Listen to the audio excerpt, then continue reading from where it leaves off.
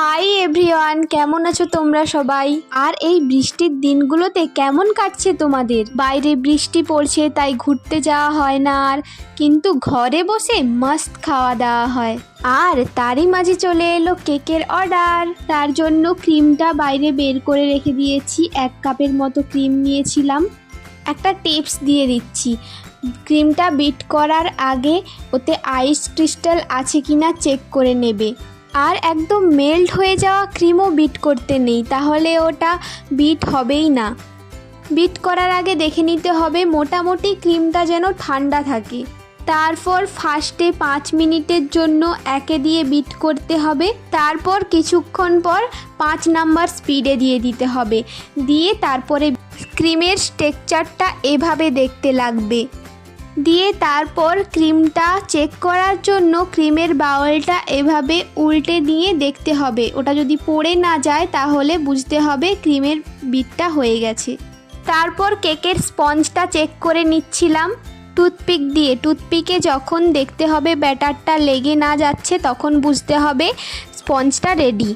স্পঞ্জটা কাটার আগে এভাবে জলে দিয়ে ঠান্ডা করে নিয়েছিলাম, কেন কি আমার অর্ডারটা এসেছিল দুপুরে, বিকেলের মধ্যেই ডেলিভারি দিতে হবে। আর তাই গরম গরম স্পঞ্জ যদি আমি কেটে ফেলি তাহলে ঠিকঠাক সমানভাবে স্পঞ্জগুলো কাটা হয় না, তার উপরে আবার অনেক সময় ভেঙেও যেতে পারে। তারপর আমি কেকের স্পঞ্জটা 3টে লেয়ারে কেটে নিলাম। স্পঞ্জটা তখনও পর্যন্ত একটু একটু গরম ছিল, আর ওটা একদম ঠান্ডা হলে আরও সুন্দর কাটা হয় সমানভাবে। যেহেতু আমার একটু তাড়া ছিল তাই এভাবে তাড়াহুড়ো করে জলে দিয়ে ঠান্ডা করে কেটে নিতে হলো। তোমরা পারলে স্পঞ্জটা আগে ভালো করে ঠান্ডা করে তারপরেই স্পঞ্জগুলো কাটবে। কেকের স্পঞ্জের কালারটা দেখে তোমাদের কি মনে হচ্ছে কেকটা কি ফ্লেভার হতে পারে? তো আজকের কেকটা আমি স্ট্রবেরি ফ্লেভারের বানাচ্ছি।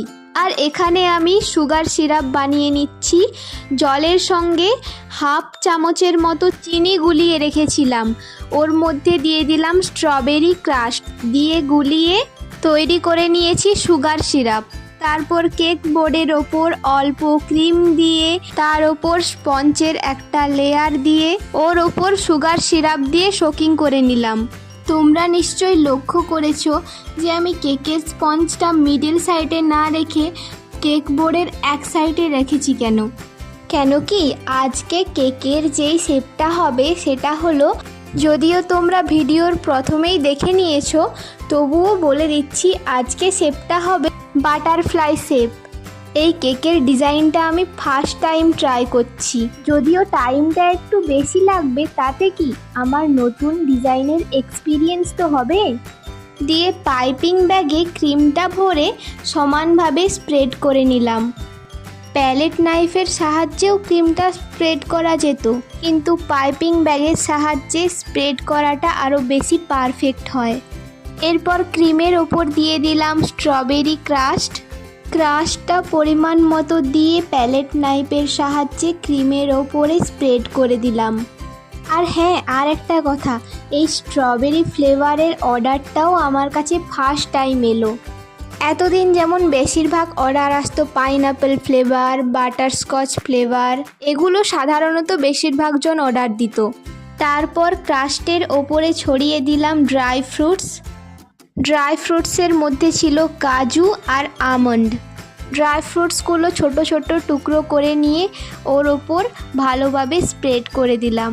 দিয়ে নিচের লেয়ারটা কমপ্লিট হলো, ওর ওপর দিয়ে দিলাম মিডিল লেয়ারটা। আগের মতো একই রকমভাবে রিপিট করলাম। প্রথমে সুগার সিরাপ, তারপরে ক্রিম, তারপরে ক্রাশ, তার ওপর ড্রাই ফ্রুটস, দিয়ে নিচের মতো সেমভাবে মিডিল লেয়ারটা কমপ্লিট করলাম। আর আজকের অর্ডারটা এসেছিল দুপুরে, খাওয়া দাওয়া করে একটু শুয়েছি, দিয়ে ফোনে ভিডিও স্ক্রল করছিলাম। তারপর হঠাৎ করে একটা ফোন এলো। ফোনে কাস্টমার উড়িয়া ভাষাতে কেকের অর্ডারটা দিতে যাচ্ছিল। আমার তো উড়িয়া ভাষাটা ঠিকঠাক জানা নেই, তাই আমি বললাম, ভাইয়া আমার তো উড়িয়া ভাষাটা ঠিক জানা নেই, তো আমাকে হিন্দিতে বললে সুবিধে হতো। তারপর কাস্টমার তার ওয়াইফকে ফোনটা দিয়ে তার ওয়াইফের সঙ্গে কথা বলতে বলল। আগের অর্ডারের মতো এই অর্ডারেও কাস্টমারের ডিজাইনের ওপর কোনো ডিমান্ড ছিল না, শুধু বলেছিল কেকের মধ্যে ফ্রুটস দিয়ে করে দেবে কেকটা। তো আমি তখন তাকে জিজ্ঞাসা করলাম কোন ফ্রুটস দিয়ে বানাবো, তাহলে তো আমাকে এখনই বাজার থেকে কিনে আনতে হবে। তখন কাস্টমার বলল আমার তো ঠিক জানা নেই, বেকারিতে যেরকম কেক বিক্রি হয় তার মধ্যে ড্রাই ফ্রুটস থাকে, ওরকমভাবেই কিছু করে দিও, তুমি তো কেক বানাও, তুমিই ভালো বোঝো, তুমিই বলো না। তারপর আমি জিজ্ঞাসা করলাম আচ্ছা কোন ফ্লেভারের নেবে, আমার কাছে আছে স্ট্রবেরি ফ্লেভার আর ম্যাঙ্গো, বাটারস্কচ, পাইনঅ্যাপেল, আপাতত এইগুলোই অ্যাভেলেবেল। আমি প্রথমে ভাবছিলাম এখানে যেহেতু পাইনঅ্যাপেলটা বেশি অর্ডার পড়ছে তাই এই কাস্টমারটিও পাইনঅ্যাপেলই হয়তো অর্ডার দেবে, কিন্তু কাস্টমার অর্ডার দিল স্ট্রবেরি। যাই হোক, আমারও শুনে খুব ভালো লাগলো স্ট্রবেরি ফ্লেভার অর্ডার দিয়েছে, কেন কি কেকের মধ্যে নতুন একটা ফ্লেভার ট্রাই করা হবে। তারপর বলল ওর মধ্যে কিছু ড্রাই ফ্রুটসও অ্যাড করে দেবে। যাই হোক, তখন আমি খাওয়া দাওয়া করে বিছানাতে মস্ত শুয়েছিলাম। তারপর কাস্টমারের ফোনটা রেখে ঘুমটুম সব বাদ দিয়ে লেগে পড়লাম কেকের অর্ডারস কমপ্লিট করতে। তারপর নিজে ভাবলাম যে কাস্টমার তো কোনো ডিজাইন সিলেক্ট করে দিল না, তাহলে কেকের কি ডিজাইন করা যায়। তারপর মনে পড়লো বাটারফ্লাই ডিজাইন করলে কেমন হয়, ডিজাইনটা দেখতেও সুন্দর লাগবে আর আমার একটা এক্সপিরিয়েন্সও হয়ে যাবে। তারপর কেকের 3টে লেয়ার কমপ্লিট করে কেকের ওপর ক্রাম কোটিং করে কিছুক্ষণ ফ্রিজে রেখে দিয়েছিলাম। ওই সময় আমি ক্রিমটা একটু কালার করে নিয়েছিলাম, ক্রিমে দিয়েছিলাম লাইট পিঙ্ক কালার। ক্রিমটা পাইপিং ব্যাগে ভরে কেকের সাইডগুলোতে দিয়ে দিলাম ফিনিশিং করার জন্য। আর হ্যাঁ, আরেকটা কথা বলতে ভুলে গেছিলাম, কাস্টমারের আরেকটা ডিমান্ড ছিল যে কেকে একটু অল্প ক্রিম দেওয়ার চেষ্টা করবে, তাই আমি অল্প ক্রিম দিয়ে কেকটার ফিনিশিং করার চেষ্টা করেছিলাম।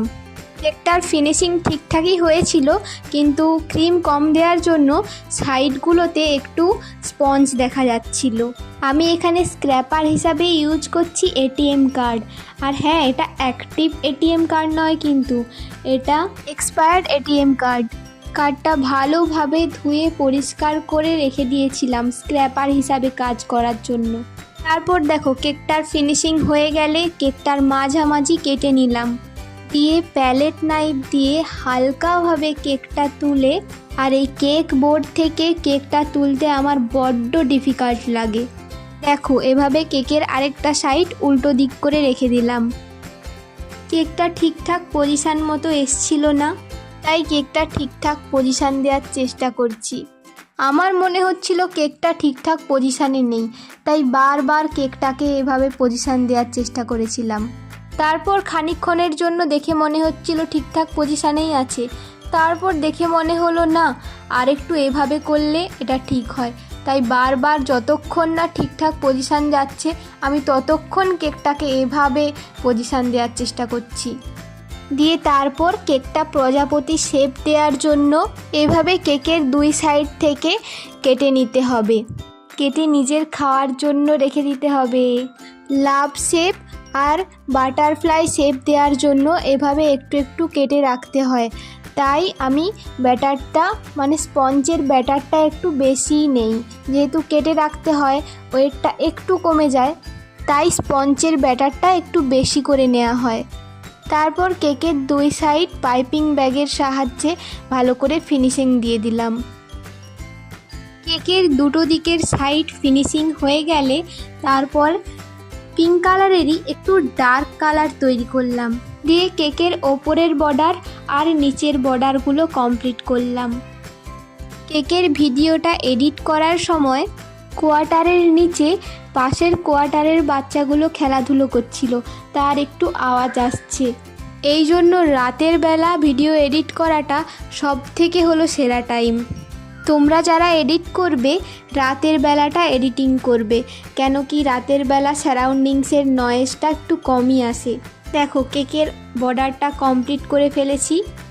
সত্যি বলছি, এই কেকটার ডিজাইন নিজেই দেখে নিজের এত ভালো লাগছে কি বলবো।